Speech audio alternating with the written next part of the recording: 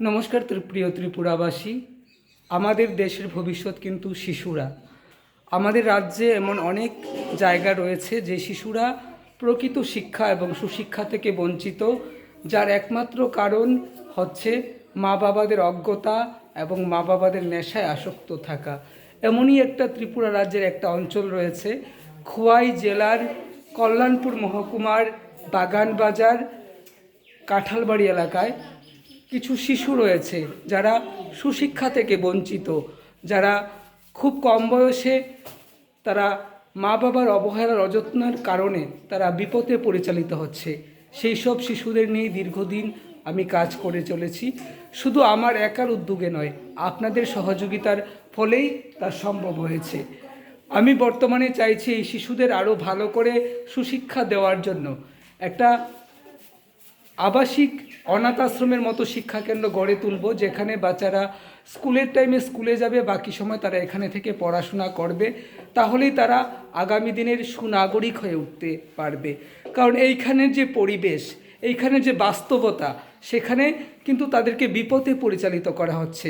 এখানে বেশিরভাগ মানুষ নেশায় আসক্ত থাকে, তারা পড়াশোনার প্রতি কোনো মনোযোগ নেই। মা বাবা সন্তানদের পড়াশোনার সঠিক যত্ন নিতে চায় না। তারা বাচ্চাদের স্কুলে পাঠায়, স্কুলে কি পড়ানো হচ্ছে, কি শেখানো হচ্ছে, সেই দিকে তাদের কোনো দায়িত্ব বা নজরই নেই। সেই জায়গায় দাঁড়িয়ে আমি প্রায় 3 বছর ধরে এখানে কাজ করছি এবং অনেকটাই ডেভেলপড করতে পেরেছি। আরও যাতে বেশি পরিমাণে ডেভেলপড করতে পারি, রাজ্যের একটা সুন্দর উন্নত রাজ্য গড়ে তোলার জন্য আমাদের দেশের যে শক্তি, শিশুরা যারা আগামী দিনের ভবিষ্যৎ, যাদের হাতেই গড়ে উঠবে আগামী দিনের ভারত, তাদেরকে কিন্তু সুশিক্ষায় শিক্ষিত করা, তাদের নেশামুক্ত রাখা, তাদের পড়াশোনার সুযোগ দেওয়া আমাদের সকলের দায়িত্ব। তাই আপনাদের সকলের কাছে অনুরোধ করব, আমার এই বিশাল কর্মযজ্ঞে আপনারা সবাই প্লিজ আপনাদের সাধ্যমতো সহযোগিতার হাত বাড়িয়ে দেবেন এবং যারা সত্যিই চান এই শিশুরা সুশিক্ষিত হোক, তাদের জীবন নষ্ট হয়ে যাওয়ার হাত থেকে রক্ষা পাক, তারাও আগামী দিনে পড়াশোনা শিখে সমাজে মাথা উঁচু করে দাঁড়াক। আপনারা এই বাচ্চাদের জন্য আমার পাশে দাঁড়ান এবং আমি যেন এই শিশুদের সঠিক শিক্ষাদানের মাধ্যমে আগামী দিনের সুনাগরিক করে গড়ে তুলতে পারি, যারা পড়াশোনা শিখে দেশের কল্যাণে, সমাজের কল্যাণে, মানুষের কল্যাণে কাজ করবে।